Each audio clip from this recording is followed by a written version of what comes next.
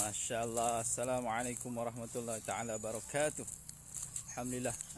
Ini saya berada di kampung. Alhamdulillah. Dekat Durian Tunggal Melaka.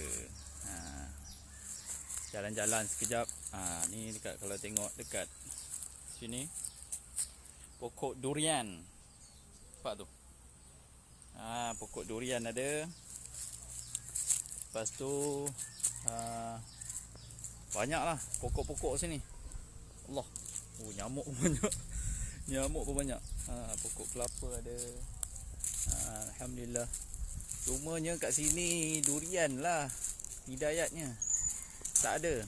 Tapi kalau tengok durian, pokok durian ni, masya-Allah, memang tengok tu dia. 1 2. So memang banyaklah. Aduh. Lepas tu pula ada cempedak. Cempedak. Buah cempedak di luar pagar. Ambil galah tolong tunjukkan. Ada buah cempedak. Nampak tu, comel-comel. Ini tunggu ranum ni, insya-Allah. Memang tunggu time je untuk nak kutip kan. Tapi macam itulah kehidupan kampung ni, memang seronok. Tambah-tambah lagi kalau musim PKP ni kan, orang semua duduk rumah kan. Tapi kalau orang kampung ni seronok sikit. Pasal apa? Dia layan dengan dia punya keadaan dekat kampung. Ada pokok-pokok, macam-macam pokok lah sini. Pokok cili lah, pokok pisang lah. Ni pokok pisang. Pokok pisang. Itu dia. Betul, ada reban ayam lah. Memang seronok lah, alhamdulillah. Duduk kampung ni. Cuma ayam dia dah mana, senyap lah ayam. Ke dah mampus. Macam dah mati semua. Dulu ada ayam. Tu dekat belakang tu rumah. Inilah kampung halaman saya. Alamak, tak nampak ni kampung halaman. Dulu waktu saya kecil, umur 5 tahun, memang tinggal sini lah. Ni rumahnya. Nampak tak? Itu dia. So alhamdulillah, memang ni Allah bagi kesempatan dapat rentas negeri ni. Kita pun baliklah kampung. Balik kampung dekat Durian Tunggal. Ini saya punya kampung halaman, rumah. Itu dia. Inilah rumah ayahanda dan bonda. Ada tak sini orang Melaka? Orang Melaka ada tak kat sini? Manalah tahu kan. Kita sebenarnya berjiran. Durian Tunggal Melaka. Kalau daripada tol air keruh tu, tak jauh lah daripada sini. Nak ke Durian Tunggal. Durian Tunggal. Nama pun Durian Tunggal. Memang banyak lah durian kat sini. Cumanya bila dah lama, pokok ni dah lama dah. Dah lama tak diusahakan, so dah agak uzur dah. Dah tak ada buah dah, tak ada hasil. So tak ada hasil, tak ada makna jugalah. Pokok rambutan ada. Ni pokok rambutan. Tu pokok rambutan. Ni kalau musim buah dia memang hidayat lah buah-buah dia. Nampak tu dia punya buah tu hijau lagi kan. Selalu dia punya buah ni memang warna merah. Buah rambutan merah. Ada juga warna kuning pun ada. Tapi manis-manis lah, insya-Allah. Tapi semuanya adalah bukan kita punya. Nampak je kita usahakan, tapi sebenarnya Allah SWT yang punya. Dekat dunia ni zahir je. Apa yang kita miliki ni semua nampak kita punya, tapi hakikat yang sebenarnya adalah Allah SWT yang punya. Tak ada apa pun yang milik kita. Semuanya adalah milik Allah SWT. Bukti dia apa? Bukti dia bila kita mati, semua yang kita miliki kita akan tinggalkan. Tak ada yang kita bawa sampai ke kubur kita, ataupun tak ada yang kita bawa sampai ke liang lahat kita. Semuanya ditinggalkan, termasuklah isteri, anak-anak kita, dan kemudian waris-waris kita, saudara mara, kawan-kawan kita, semua kita tinggalkan. Dan hanya kita berbekalkan dua perkara saja, iaitu iman dan amal. Selain daripada itu tak ada. Iman dan amal yang soleh, iman yang sahih, amal yang soleh. Jadi perkara inilah yang mana kita memang dekat dunia ni perkara yang sangat-sangat mujahadah untuk kita nak usahakan perkara ni. Dan dia perlukan dengan dengan pengorbanan atas perkara agama. Nak datangkan agama dan kehidupan ni satu perkara yang dituntut, ataupun perkara yang harus kita kena terapkan dalam diri, dalam keluarga kita, supaya mana kita ni dapat selamat daripada azab api neraka Allah SWT. Dan perintah Allah juga kita supaya kita jaga diri dan keluarga kita. Jaga diri dan keluarga. Allah SWT bagi tahu, Allah SWT berfirman, wahai orang-orang beriman, peliharalah diri kamu. Ya ayyuhallazina amanu qu anfusakum wa ahlikum nara. Wahai orang-orang beriman, peliharalah diri kamu dan ahli keluarga kamu daripada azab api neraka Allah SWT. So ni satu perintah. Kan, di samping perintah ni, perintah yang sangat besar, nampak macam simple, tapi untuk melaksanakan perintah Allah ni satu perkara yang sangat mujahadah, kan. Tambah lagi kita dengan ada nafsu dan syaitan ni yang membelenggu diri manusia. Hari-hari kita bergelumang dengan bersama dengan nafsu dan syaitan. Dan mereka juga, syaitan pun akan usaha atas diri kita, sebab matlamat dia takkan tercapai selagi mana dia tidak menyesatkan anak-anak Adam, sampailah hari kiamat. Jadi kita pun kena ada sifat yang sama lah. Macam mana syaitan dia tak nak putus asa, tak nak putus asa atas keazaman dia, niat dia untuk menyesatkan anak Adam. Begitu juga kita manusia ni, jangan berputus asa daripada rahmat Allah. Sesungguhnya rahmat Allah SWT itu sangat-sangat luas. Jadi kalau kita tak berusaha atas ke arah tu, maka kita lah orang yang sangat rugi. Allah SWT firman dalam Quran, wal 'asr innal insana lafi khusr illa alladhina amanu wa 'amilus solihat wa tawasaw bil haqq wa tawasaw bis sabr. Allah SWT firman adalah bersumpah dengan masa, demi masa. Sesungguhnya semua manusia ni dalam kerugian. Melainkan siapa? Iaitu 4 golongan ini. Yang pertamanya adalah orang yang beriman dan beramal soleh. Kemudian ulama kita beritahu masih juga dalam kerugian. Orang yang beriman dan juga beramal soleh juga ni dalam kerugian juga, kalau tidak berpesan-pesan perkara kebaikan. Jadi antara perkara kebaikan ni, apa-apa sahaja pesanan yang kita buat semata-mata kerana Allah, untuk kebaikan manusia, selagi memberikan kebaikan pada manusia ni, kita sebar-sebarkan. Termasuklah yang ini pun, live FB ni pun antara satu perkara yang boleh kita kongsikan lah untuk agama. Apa sajalah yang kita ada, kita gunakan untuk agama, dia akan jadi manfaat. Berpesan-pesan pada kebaikan. Allah SWT firman, wa dzakir fa inna dzikra tanfa'ul mu'minin. Berilah peringatan, sesungguhnya peringatan itu sangat bermanfaat bagi orang mukmin.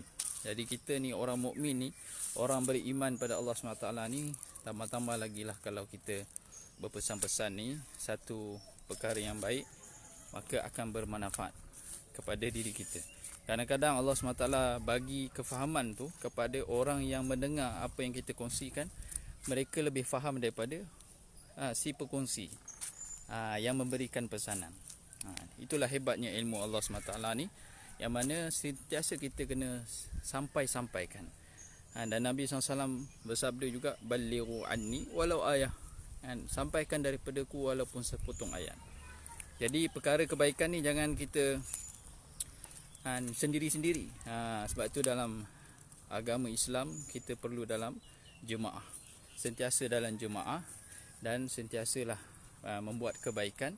Di antaranya adalah amal ma'ruf nahi munkar, perkara mengajak manusia kepada kebaikan dan mencegah manusia kepada kemungkaran. Perkara yang sangat besar, iaitu sunnah yang paling besar, iaitu kita buat usaha dakwah ni dengan betul, dengan cara Nabi SAW. Maka di situlah Allah SWT akan bagi kemuliaan kepada kita. Orang yang nak dapatkan kemuliaan bukannya dengan harta, pangkat, darjat dan sebagainya. Itu bukan kemuliaan, itu hanyalah sebagai satu petanda kebaikan untuk kita. Tapi kemuliaan yang sebenar adalah orang yang dapat beriman kepada Allah dan beramal soleh. Inilah orang yang sangat mulia sisi Allah. Sebab apa Allah SWT letakkan kejayaan hanya sahaja dalam agama.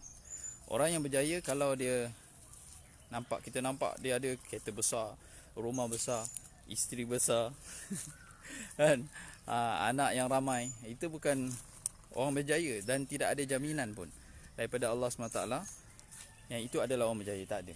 Dalam Quran Allah SWT tak ada pernah satu ayat pun yang mana Allah SWT bagi tahu adalah mereka ni adalah orang yang berjaya sisi Allah.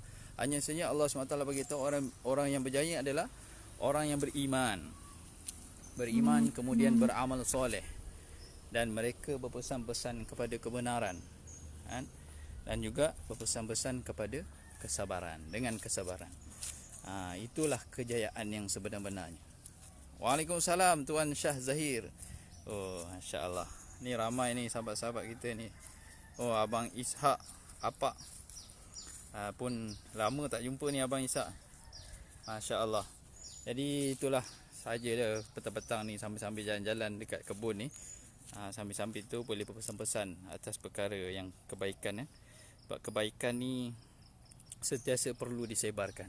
Hari ni kita tengok keburukan tersebar. Banyak keburukan tersebar. Jadi bila keburukan tersebar ni, maka kebaikan kita dah tak nampak dah. Oleh itulah semua kita di antara kita ni sentiasa kena perbanyakkan perbanyakkan buat kebaikan. Antaranya wadzakir fa inna dzikra tanfa'ul mu'minin. Berilah peringatan, sesungguhnya peringatan sangat bermanfaat bagi orang yang beriman. Jadi nak ingatkan atas perkara apa? Perkara yang kita tak nampak sebenarnya. Perkara dunia ni semua orang faham. Semua orang faham. Perkara dunia ni semua orang faham. Kalau kita tak ada duit, kena cari kerja. Kalau kita tak ada anak, usaha lagi lagi dan lagi, cari isteri. Kalau tak ada anak lagi, cari isteri-isteri lagi. Macamlah, semua orang faham. Tapi untuk perkara agama ni, kita kena sentiasa sampaikan. Kita kena sentiasa sampaikan perkara kebaikan. Barulah perkara ni akan sentiasa segar dalam ingatan kita, dan hati kita pun sentiasa terpaut kepada cinta kita kepada Allah SWT dan Rasul. Kalau tak, kita tak diingatkan, maka kita makin lama kelamaan kita akan alpa dan kita akan lalai. Dan seterusnya kita pun banyak nyamuk. Banyak nyamuk Allah. Kita pun akan takut-takut kita terkesan dengan suasana kehebatan dunia ni, dan menjadikan dalam hati kita tu penuh dengan cinta dunia. Wa na'udzubillah. Garuk-garuk nyamuk. Aduh, set dulu satu durian. Alamak, durian dah habis lah. Durian dah habis. InsyaAllah nanti kalau ada durian yang baru sampai, InsyaAllah saya boleh elankan, InsyaAllah. Jadi itulah perkara yang kita nak ingatkan. Bukan perkara dunia ni. Semua dunia ni orang faham. Tapi perkara agama ni lah yang sentiasa perlu diingatkan. Sebab perkara agama ni adalah perkara ghaib, yang mana kita tak nampak. Sebab itulah dikatakan orang beriman, iaitu yakin kepada perkara-perkara yang ghaib. Masya Allah, Ustaz Nazir Yasin. Yasin ada dekat luar tu, tengah main. Ha. Jadi perkara agama ni lah yang mana kita sentiasa perlu ingatkan, atas perkara iman, perkara amal, dan semua kita kena buat persiapan atas kematian. Termasuk diri saya lah yang pendosa ni, hari-hari bergelumang dengan dosa kan. Wa na'udzubillah, ya Allah, minta ampun pada Allah SWT, istighfar dan taubat. Moga-moga Allah SWT ampunkan kita semua. Dan kita sebarkan kebaikan ni sebenarnya adalah untuk diri kita sendiri. Tak ada, bukan untuk orang lain sebenarnya. Pertama-tamanya adalah untuk diri kita sendiri. Untuk diri kita sendiri. Nampak macam kita sampaikan tu untuk orang tu, tetapi hakikat yang sebenarnya adalah untuk diri kita. Kita bercakap ni, suara yang saya cakap ni, pertama sekali yang akan dengar ni telinga saya, dekat lagi. Satu jengkal daripada telinga saya. So saya dulu yang dapat nasihat, kemudian barulah orang yang mendengar. Jadi sebab itulah sangat bermanfaat bagi orang yang beriman dengan peringatan ini. Jadi sentiasalah kita berikan peringatan. Dan perkara ini perkara yang sangat bernilai. Bayangkan kalau kita sampaikan perkara kebaikan, dan kemudian yang apa yang kita sampaikan tu diamalkan oleh orang lain. Diamalkan oleh orang lain. Kita ajarkan satu perkara agama. Contohnya doa masuk tandas. Contoh doa masuk tandas. Jadi orang amalkan doa masuk tandas tu sampailah dia mati. Maka semua amalan-amalan itu akan masuk dalam buku catatan amalan kita. Semua pahala-pahala itu akan masuk dalam buku catatan amalan kita. Jadi sangat rugilah kalau kita tak ambil peluang dekat atas muka dunia ni untuk kita sampaikan perkara agama, satu perkara yang sangat merugikan. Sebab apa? Itulah modal kita, kan? Yang mana kita boleh selamat di kehidupan akhirat nanti. Kehidupan akhirat bukan macam kehidupan dunia. Dunia ni pun kita rasa hidup dah lama dah. Kan? Dunia pun dah rasa hidup lama dah ni. Tapi kalau nak dibandingkan dengan kehidupan akhirat, Allahu Akbar, berapa minit sangatlah kita hidup dekat dunia ni. Bayangkan satu hari di akhirat bersamaan dengan 1000 tahun di dunia. Allahu Akbar. 1000 tahun di dunia. Kalau kita hidup 60-70 tahun, lebih kurang kehidupan akhirat dalam 1 jam setengah. 1 jam setengah, 2 jam setengah lah, lebih kurang macam tu. Kita hidup dekat kehidupan akhirat. Dan kita nak hidup kehidupan akhirat ni abadan abada, selama-lamanya. Tak ada penghujung, tak ada tepi. Allahu Akbar. Tak boleh dibayangkan macam mana. Sebab itulah ini semua, kalau tengok kebun-kebun ni, kebun-kebun, kan, kebun-kebun dekat belakang ni ada pokok-pokok, tumbuh-tumbuhan. Ini semua adalah gambaran-gambaran di syurga nanti. Sebab manusia ni dia akan terinspirasi dengan apa yang dilihat. Apa yang Allah SWT jadikan dekat dunia ni adalah gambaran kehidupan akhirat. Orang ada manusia dia suka pada rumah. Waalaikumsalam Adam Fini. Waalaikumsalam. Terima kasih atas nasihat. Masya-Allah. Moga bermanfaat insya-Allah. Amin. Masya-Allah, asbab hidayat. Amin. Kan? Manusia ni akan inspirasi melalui apa yang dilihat. Jadi kehidupan dunia ni adalah gambaran yang sebenar-benarnya lah untuk kehidupan di akhirat nanti. Sebab itu Allah SWT ciptakan syurga. Kalau manusia ni disukakan kepada rumah, rumah yang besar-besar, rumah yang selesa, dekat syurga Allah SWT bagi istana. bukan rumah dah, istana. Dan juga mahligai kepada penghuni-penghuni syurga. Allahu Akbar. Dan juga kalau kita dekat kampung kan, ada halaman cantik, ada pokok-pokok, tumbuh-tumbuhan, ada bunga-bunga. Dekat syurga pun sama juga ada tumbuh-tumbuhan, pokok-pokok, tanaman-tanaman, semuanya ada dekat syurga. Bahkan lebih hebat lagi apa yang kita ada dekat dunia ni. Dan juga serupa juga dengan wanita-wanita. Kan? Wanita-wanita yang sukakan dengan perhiasan-perhiasan, emas, perak. Begitu juga dekat syurga Allah SWT hiasi syurga ni dengan apa? Dengan emas, perak, intan, berlian, zamrud. Semuanya diciptakan. Allah SWT ciptakan untuk manusia. Allah hebat Allah SWT ni. Allah SWT Rabb yang maha hebat. Dia cipta manusia dan dia tahu apa kehendak manusia, keinginan manusia kan. Keinginan manusia ni macam saya bagi tahu tadi lah. Dia nak rumah yang besar, dia nak kereta yang mewah. Lepas tu dia apa? Dia nak kekayaan. Dekat syurga nanti dialah orang yang paling kaya. Kalau dulu dekat dunia ni semua orang tak ada peluang pun nak jadi raja. Hanya orang yang terpilih saja dekat dunia ni berpeluang untuk jadi raja. Tapi dekat akhirat semua orang berpeluang untuk jadi raja kepada syurga dia. Allah layan dia macam raja. Ada bidadari, Masya Allah. Ada bidadari, ada pelayan kan. Kanak-kanak yang menghiasi syurga dia, menjadi penghibur kan. Ada alunan-alunan lagu-lagu. Masya Allah. Macam hari ni lah kita semua dekat dunia ni suka dengan lagu-lagu kan, nyanyian dan sebagainya. Jadi kita pun samalah. Allah SWT cipta kita ni, Allah tahulah apa yang kita perlukan dekat syurga. Jadi itulah kita punya kehidupan yang sebenar-benarnya. Jadi marilah kita sama-sama untuk kita sentiasa baiki iman dan amal kita. Itu sajalah yang mana kita boleh selamat di kehidupan akhirat nanti, iaitu bila mana kita dapat berjaya sempurnakan kehendak Allah. Kita hari ini kita suka daripada kehendak kita, tunaikan kehendak kita daripada kehendak Allah SWT. Sebab itulah Allah SWT perintahkan solat. Perintahkan solat supaya kita mengetepikan kehendak kita dan kita menunaikan kehendak Allah. Itu dia. Kan bila datangnya perintah datang, kita dengarnya seruan azan, Allahu Akbar, Allahu Akbar, maka kita kena tinggalkan keinginan kita tu untuk kita nak dapatkan hasil sesuatu kebaikan untuk kita kena tinggalkan. Itu hebat tu kan.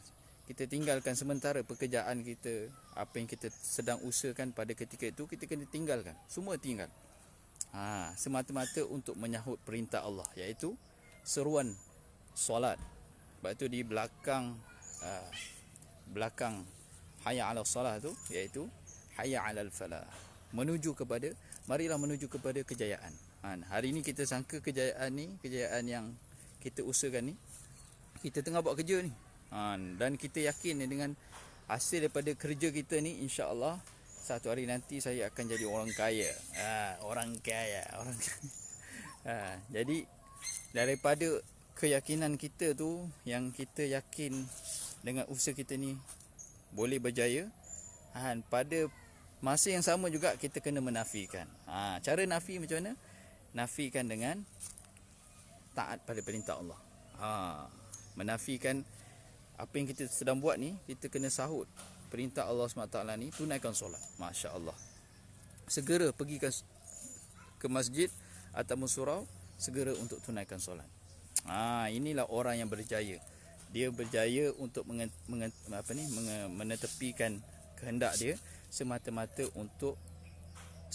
untuk menunaikan perintah Allah. Ya Allah, ya Allah. Jadi perkara ini sangat besar lah. Kalau kita tak hayati betul-betul perkara ini sebenarnya sangat-sangat besar.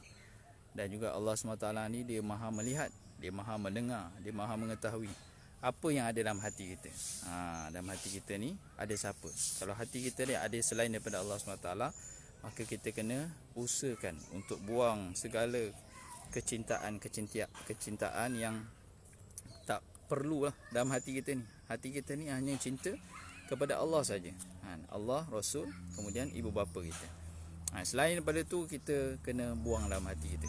Cinta pada dunia, harta benda. Perkara ni kita kena singkirkan dalam hati kita.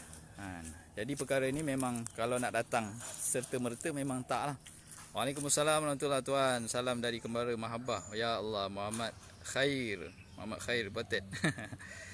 Allahu Akbar. Adam Fini, apakah ciri-ciri wanita syurga? Masya Allah, syurga, wanita syurga. Dan perempuan ni adalah orang yang paling mudah sangat masuk syurga. Allahu Akbar, paling mudah. Hanya dia jaga 4 perkara saja. Apa dia tu? Yang pertama sekali, dia jaga perintah Allah. Jaga perintah Allah. Yang kedua, dia ikut sunnah Nabi SAW. Yang ketiga, dia jaga suami dia. Taat kepada suami dia. Bagi wanita yang tak tak berkahwin lagi, dia kena jaga mak ayah dia lah.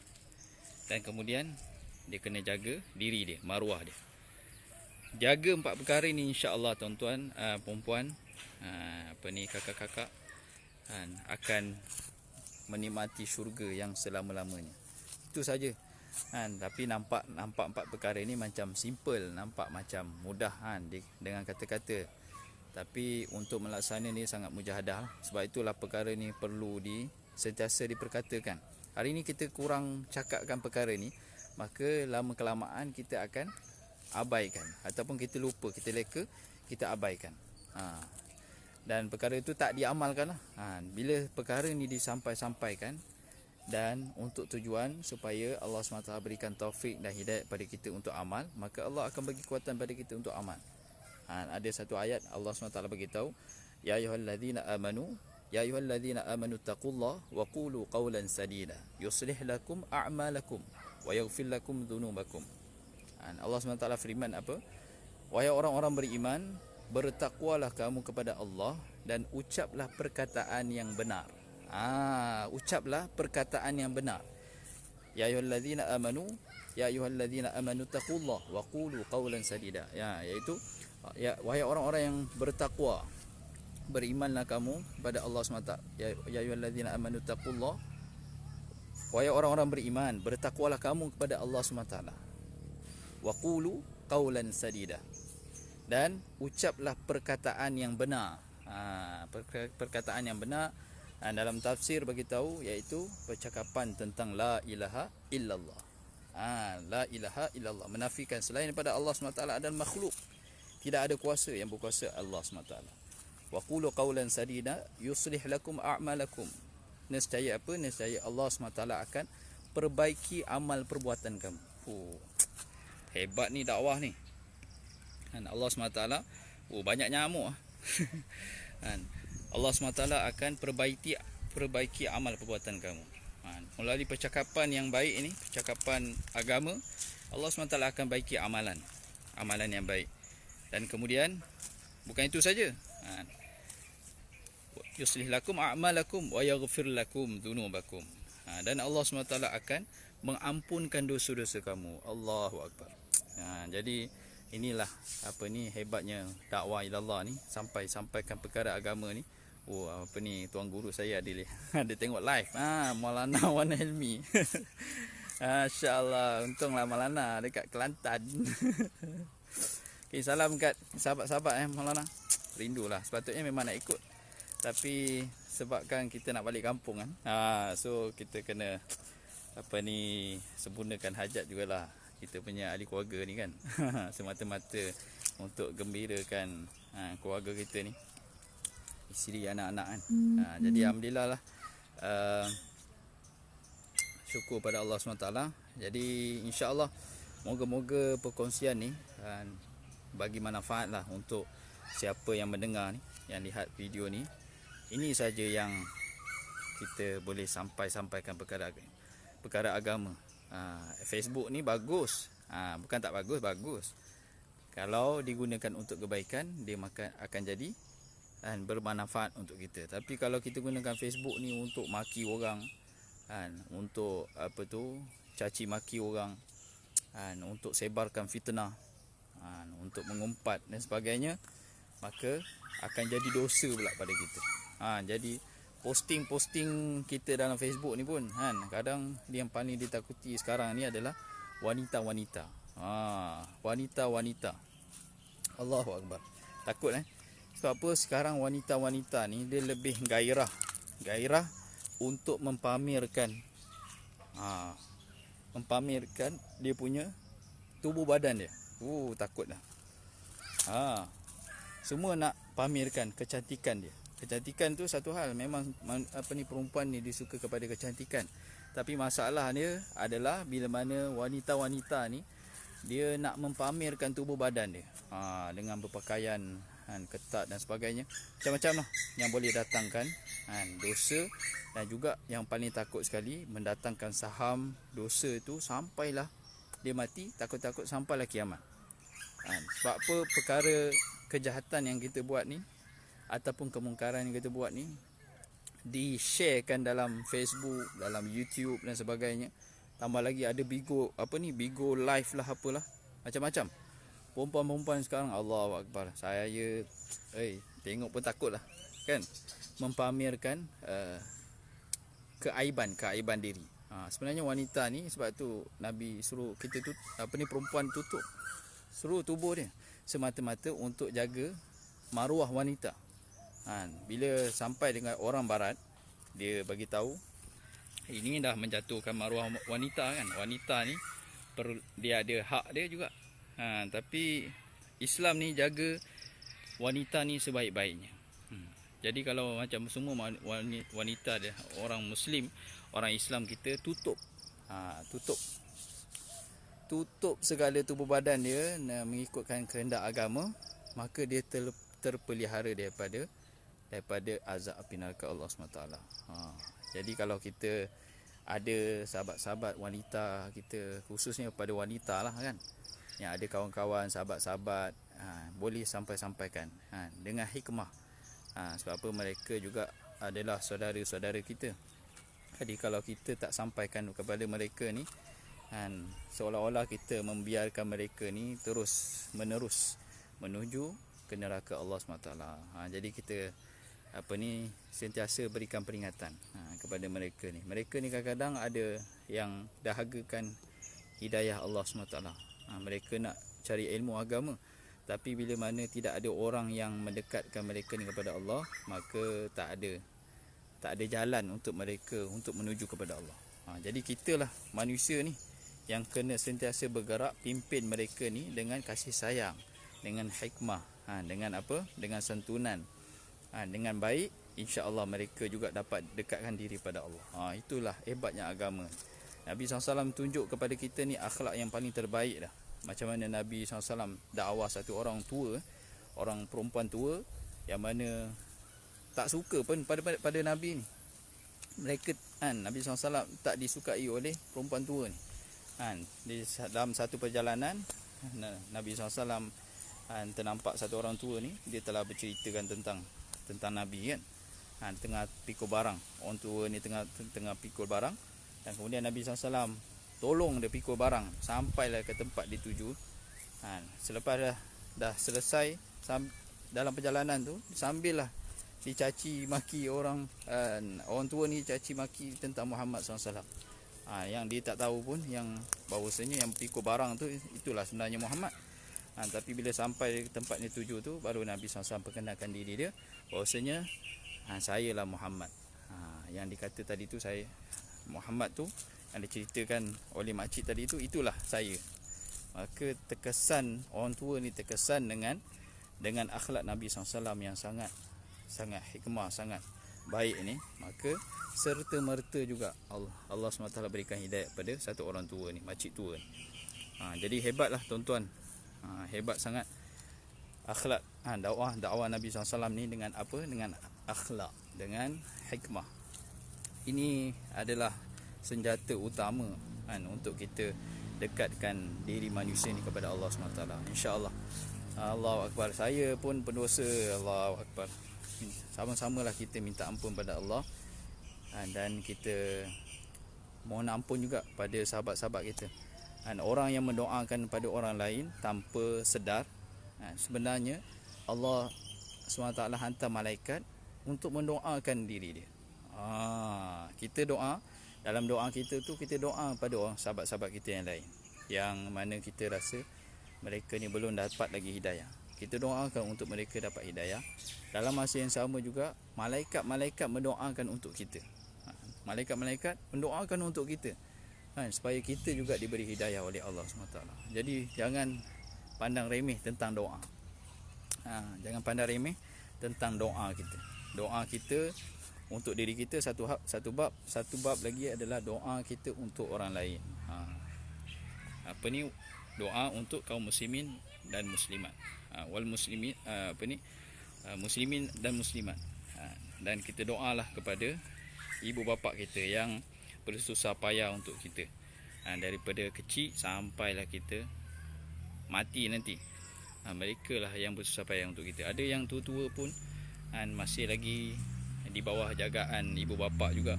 Jangan sangka kita muda je. Tapi ada yang daripada dia lahir sampailah dia meninggal di bawah jagaan ibu bapa. Begitu hebatnya pengorbanan ibu bapa ni. Jadi jangan kita lupakan, abaikan doa untuk kedua ibu bapa kita.